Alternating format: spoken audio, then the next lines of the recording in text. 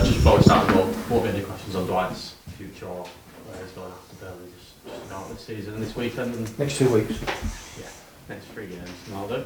Thank you. Happy? Yeah.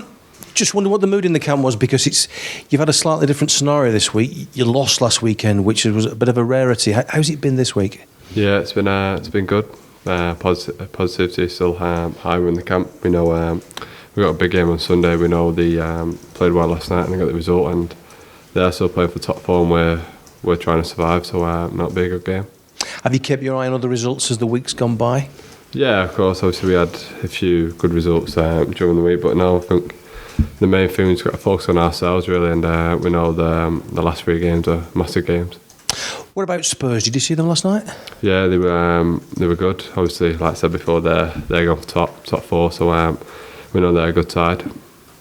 What makes them a good side? I think obviously the way they play, the manager they've got, and some of the individuals that they've got as well.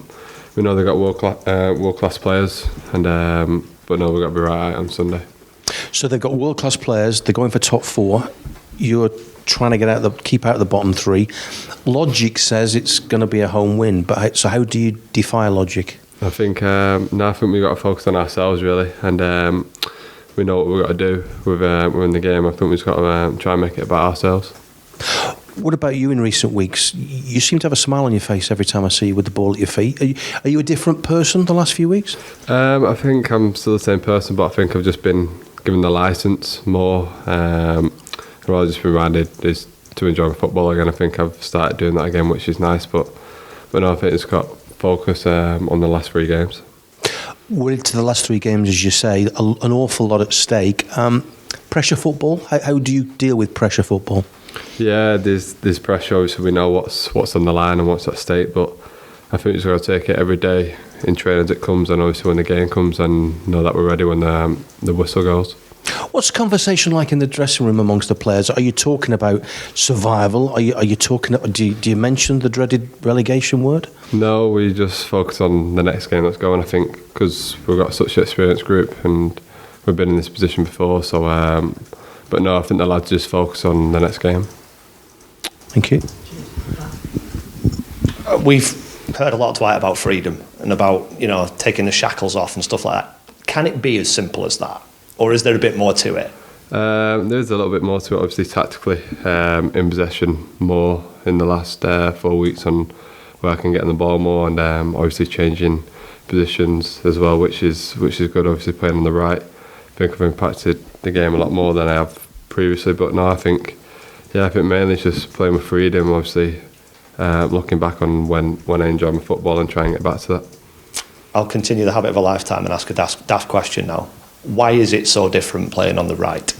I think because there's more opportunities for me on the left. I think because I'm drifting inside, so I've got more opportunities to play with, like inside, or I still can go on the outside. And obviously, I'm more the licence as well to get on the ball.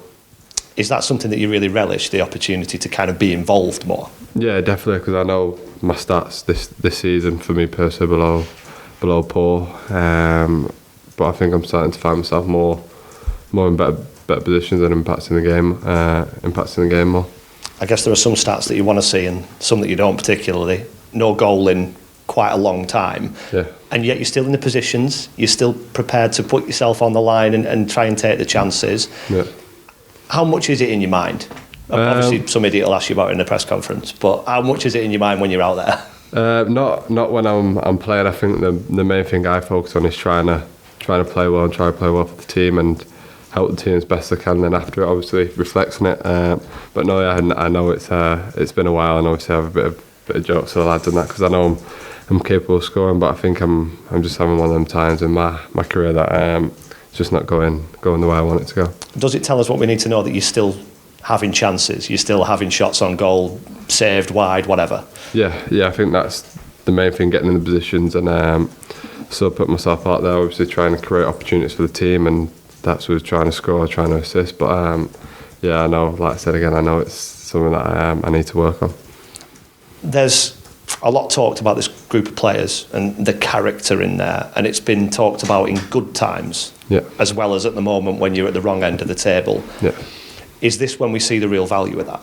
Yeah, definitely. I think, like I said, we've been in this position before, but I think this is time to show more than ever that we are capable of staying in the Premier League, and we know the job that needs to be done. We just need to do it now. Is this arguably the biggest challenge that you've faced? Yeah, for me personally, obviously, just in the short career I've had so far, yeah, biggest challenge for me. But no, I'm looking forward to it as well. And I suppose, given that you feel that you're kind of improving and your performances have been better in recent weeks, do you feel like you've responded to that challenge? Yeah, I think we have as a team as well. I think obviously we know collectively we weren't picking up points, but I think before the last game, the 4 games before that, I thought we performed fantastic. Obviously getting 10 points from 4 games, I think it says a lot about the group and like the character that we've got.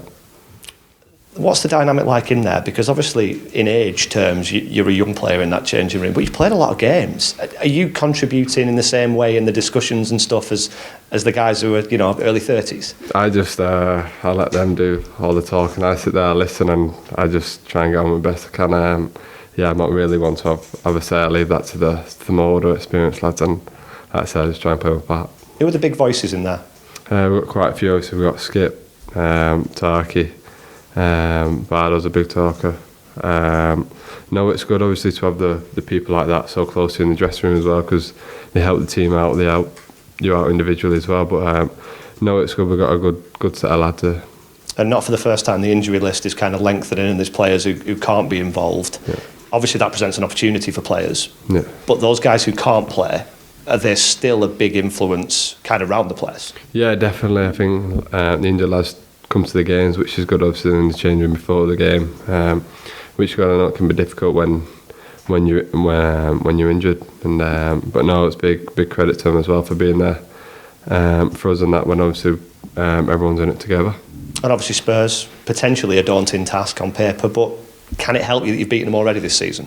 Yeah, definitely. We knew at that point in time for us it was a massive win, but we know it's going to be a completely different game being at their home ground. Obviously, like I said, we know what they're fighting for as well as what we're fighting for, but no, we're ready for the challenge. But I suppose they came into that game at the Turf, didn't they? They'd beaten Manchester City and they were on a high, and they'd beaten Arsenal this week. Yeah.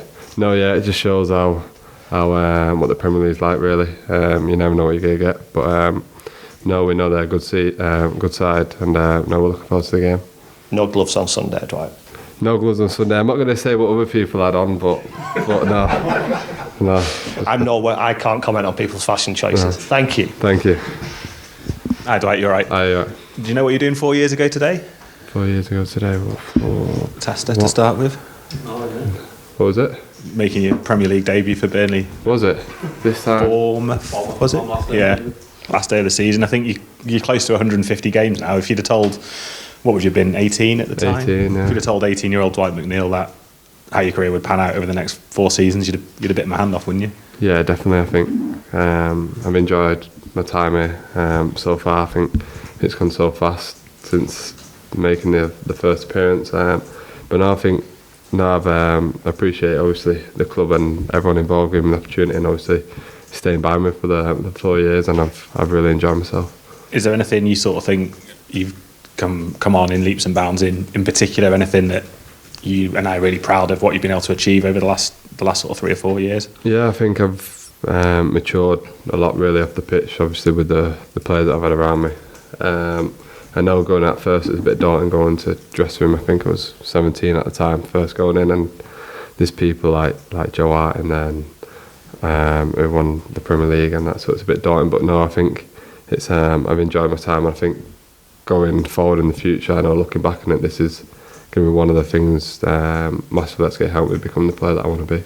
Were you a bit sort of starstruck, for want of a better phrase, when you went in there and, like you say, you've got Joe Hart, who's got 80 caps for England, and you've got everybody else in there who's got, hundreds of Premier League games under their belt? Yeah, definitely. I think as well, I think when I broke through in the breakthrough season and halfway through, Crouchy came in, and that was a big surprise seeing Crouchy in there. But no, it's good. I've had some amazing times there, and I'll always cherish it. Sorry.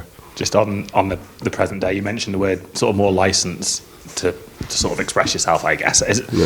Is that something that you've spoken to the Mike Jackson and Jenkins about, or is that something they've impressed on you, that they want to see you occupy different spaces in the pitch? How's that sort of come about? Yeah, I think it's more them came to me with the idea, which I really enjoyed hearing it, and obviously wanted to take challenge on, because again I think I can be more versatile and play a different position, which obviously can help me out as well on the pitch. But now, like I said, it's big respect to them, obviously trusting me, putting me in that position. But no, yeah, just got to keep doing what I'm doing. Has your defensive responsibility changed at all, and obviously you're playing with Connor a bit more now, or Matt Loughton, depending on who plays, rather than Charlie Taylor? Has that affected anything at all? Are you having to occupy different spaces or anything like that, or is it just when you get on the ball, be a bit more free in what you can do? Yeah, I think it's just the same out of possession. Obviously, at first it can be a bit weird being on the opposite side, but no, you get used to it pretty quickly. But yeah, it's just more licence really when we're on the ball. And just on the managerial change, I think, unlike most in the squad, if not all, you'll have only known Sean as a manager. How's it been sort of adapting to a different voice and a different sort of set of circumstances? Yeah, I think for me personally it's a big change, because it's the first time I've experienced it. But no, yeah, obviously coming in the next few days obviously is a bit weird, obviously not seeing any of them around the place. But I think the thing that helped us, obviously we had a lot of games coming up in a short amount of time, and we was doing well. But no, obviously it's a credit to them, and I think it's a credit to the lads as well, the way we responded. Can you chat to Mike Jackson about Marvel, or not so much? No, it's mainly not as much. No. Nice one.